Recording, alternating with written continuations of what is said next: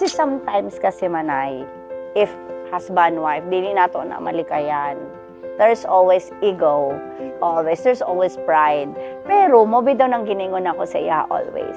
Marriage is not a competition. We don't compete each other. We are partners. We are one. And of course, we are not perfect. So that is why we have to blend. Blend in each other's differences. Kasi if you focus more on the weakness, manggod, dapat manggod mag-blend. Kasi we do have different strength, different weaknesses. So kabaw man ko sa weakness akong bana, kabaw po siya sa akong strength. And he also knows my weaknesses. So that is why we balance, we blend. So, muna siya, mo na gid na siya ang marriage. Kasi there's no such thing as perfect.